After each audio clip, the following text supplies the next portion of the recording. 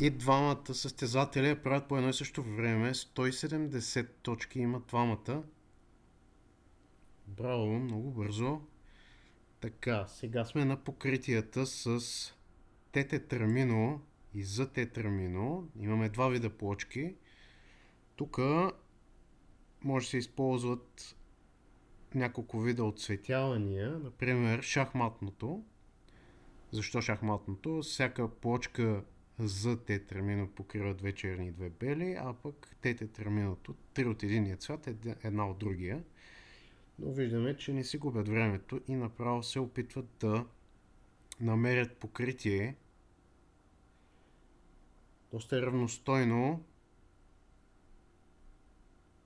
Да видим какво ще се случи. Никола тук оставя една дупка от две, няма как да ги покрие. Стефчо е почти готов. Но дали ще може там да намери място за останалите плочки? Три е плочките и се опитва наново. Понякога това може би е най-разумното.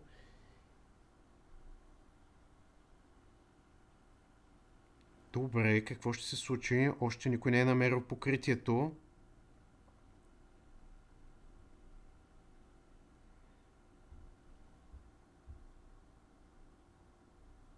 Добре, Стефчо започва да ги покрива от централната част на горната дъска.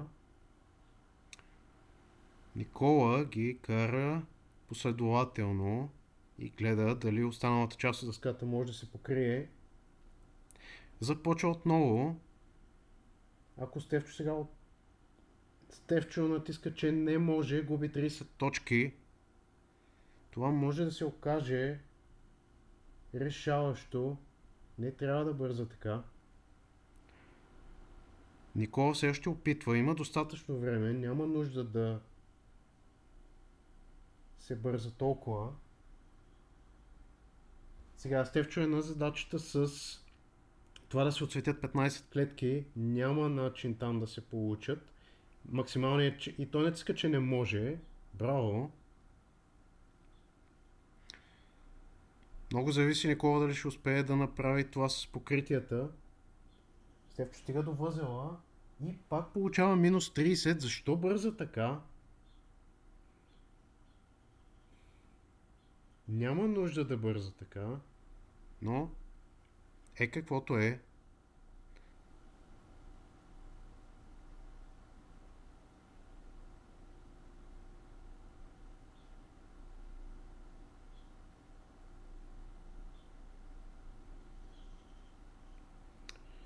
Това с...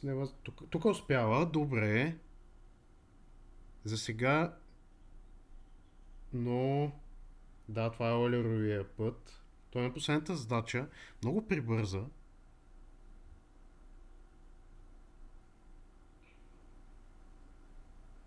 Нищо. Сега зависи вече Никола дали ще се справи стабилно с тези задачи.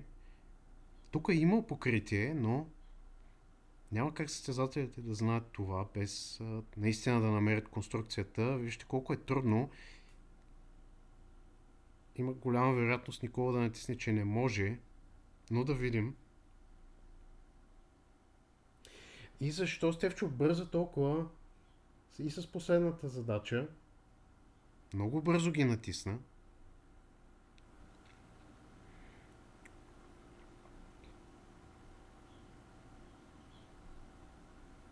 Няма нужда да бърза така. Добре. Да видим Никола какво ще направи тук. Оказва се доста трудна задача тази с покритието. Поне да се намери пример. Добре, тук има място за едно тетрамино. И горе... Но всеки път не остава... Не могат тук да се сложат три плочки от това, което виждам.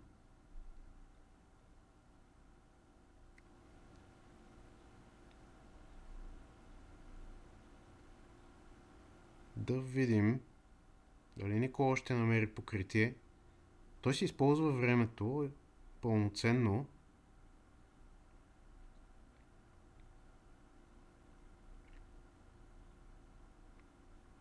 Всичко може да се случи. Сега остава дъска 3 по 8. Дали може да се покрие с дадените плочки?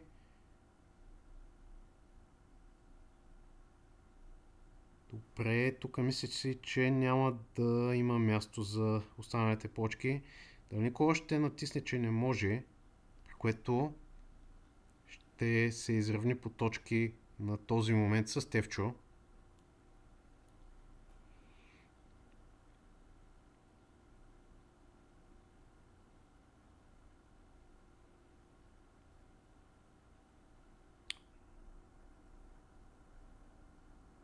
Никола добре знае вече, че няма нужда да натиска, че не може, без да знае причината. Това, да, понякога може да даде повече точки, но в общия случай трябва да се знае причината, поради която не може да се направи някоя задача.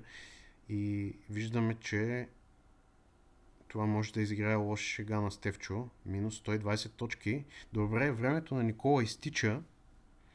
Да видим дали ще успее тук да намери 15 или Стефчо ще има преднина. Той много бързо се ориентира, че не може. Защото той, ако ви направи впечатление, Стефчо направи пример с 14, който е максималният брой, който не е очевиден. И имаше логика там да натисне, че не може, което и направи. Сега да видим Никола ще намери ли разделяне на дъската, което ще му покаже максималния брой.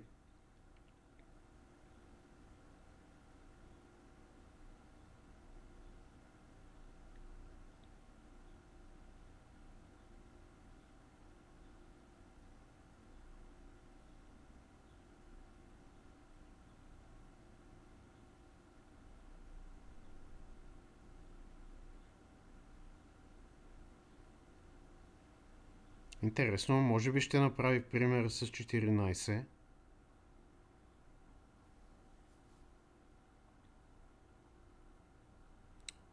Той сега отцветява тези, които вече не може да слага. Така, така. Ето го пример с 14, който Стефчо преди малко веднага намери. И дали това ще счете за максималния брой или ще се опита с някой друг пример.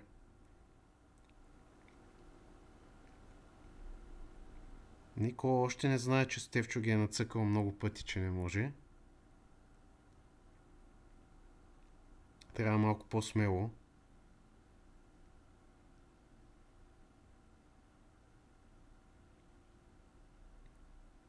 Има само 60 секунди.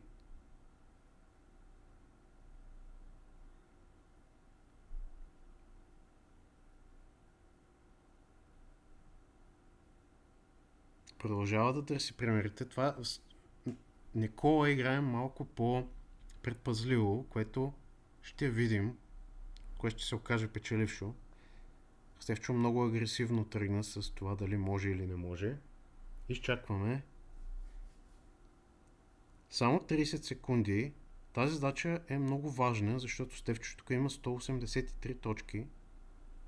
Независимо, че на останалите има минус 120. Ако Никола не я направи,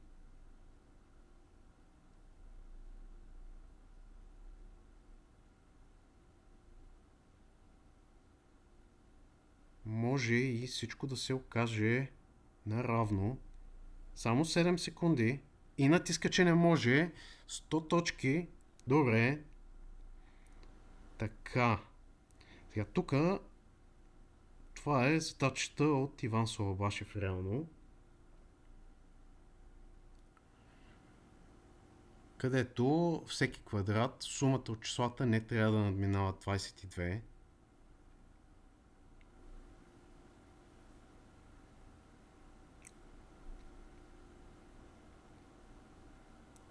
Никола тук успява да се сети, че по средата са най-малките числа. Да, това сме го коментирали като задача с и двамата. Сме го коментирали, но кой ще се сети? Може би така няма да стане. 20, понеже сумата там е 23, трябва да размени някои от числата.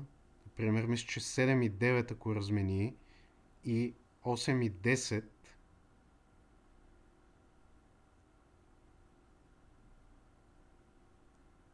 За момента Стефчо има предимството със сегашните точки,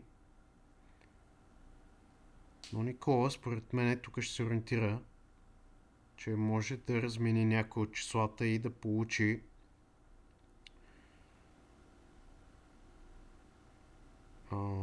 правилните суми. Има 200 секунди само.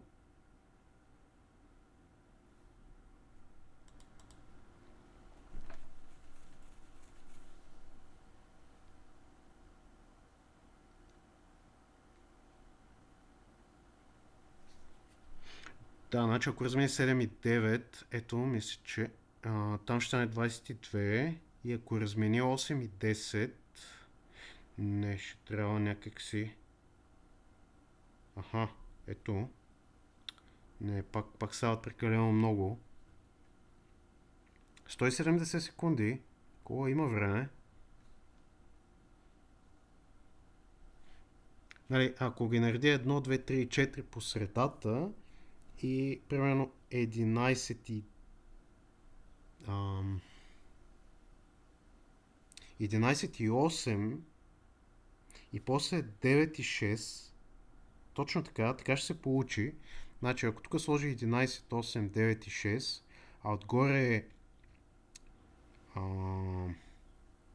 12, 9, 10 и 7, се получава. Но да видим, ще се сети ли да ги размени така. Вече 14 минути.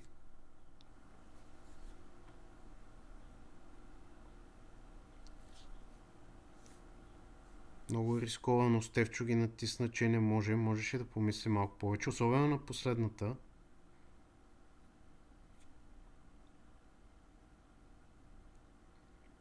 Все още Стефчо води.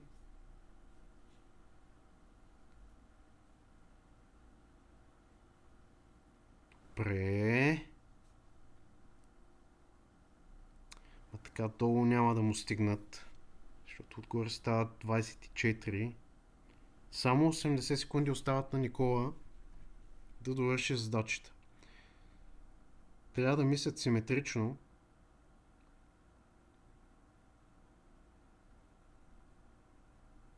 Или да направят оценка, ако мислят, че не може.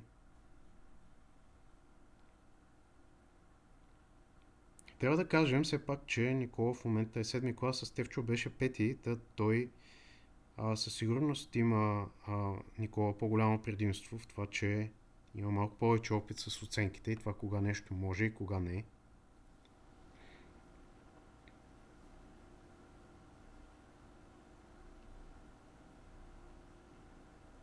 Така, Никола вече се приближава до примера, може би само с една размяна и ще успее да направи пример с 22, но някак си не я виждам от тук как ще се получи, много е разбъркано.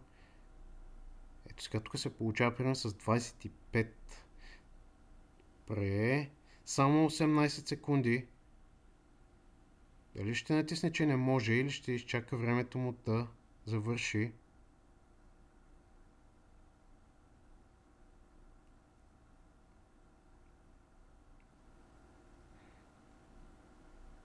И изчака времето му да свърши, при което малко по малко стопява преднината на Стефчо, понеже той на тези задачи има минус 30.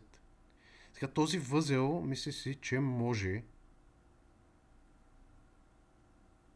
Или може би не. Може и да не може. Но не мога да преценя от тук вече.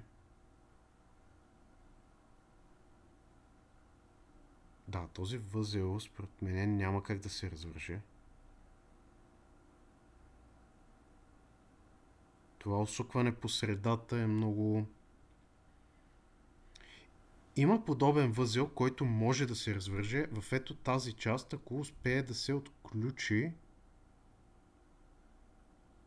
Но как да се прецени? Има цели 800 секунди Никола да прецени може ли да се развържи възел или не.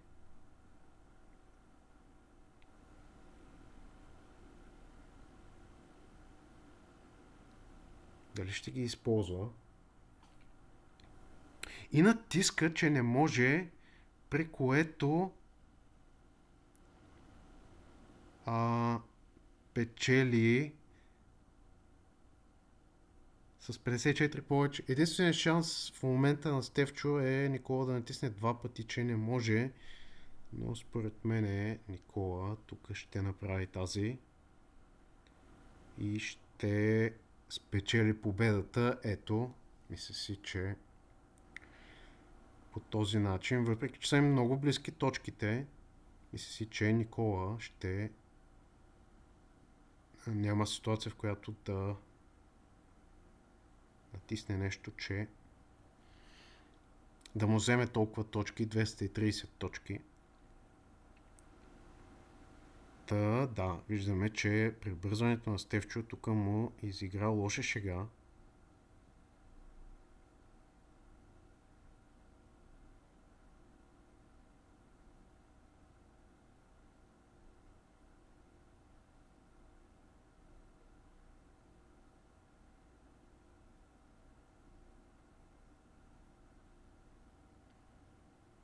Да видим Никола ще намери ли пътищата, които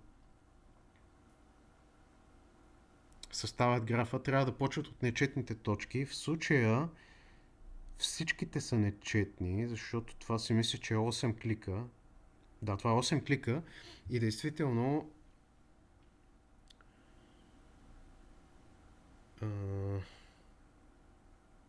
имаме 8 нечетни точки, 4 пътя, тъй като ребрата са 8 по 7 делено на 2, 56 върху 2, 28. 4 пътя съставят графа и просто всеки път трябва да избираме две нови нечетни точки, за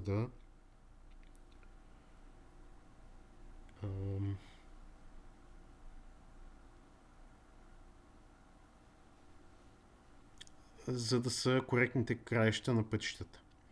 Добре, Никола се опитва. Вижте колко бавно и всичко е изчислено. Да, на едната натисна, че не може. Минус 30 има на... не. Всъщност, два пъти остави времето му да изтече. Не беше сигурен. Докато Стефчо прибърза и загуби 60 точки. На възела, нали, можеше да натисне, че не може и действително имаше шанс за победа.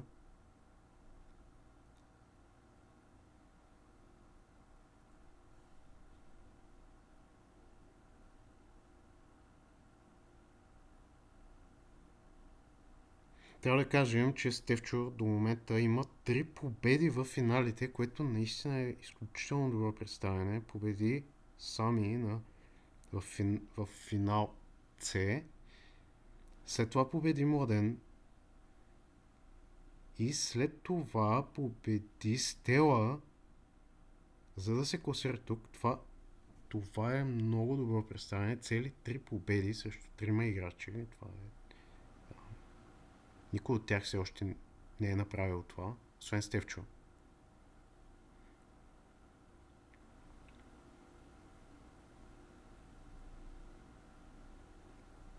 Каквото и да стане тук, Стефчо има изключително добро представяне в целия турнир.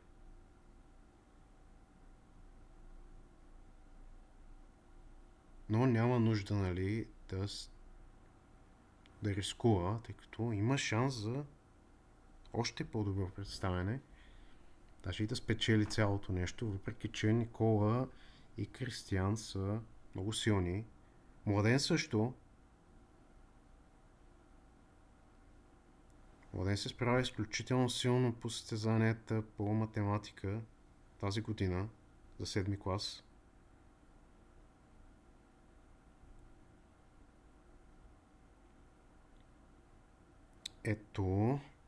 Ето Никола прави последната и заслужено взима победата,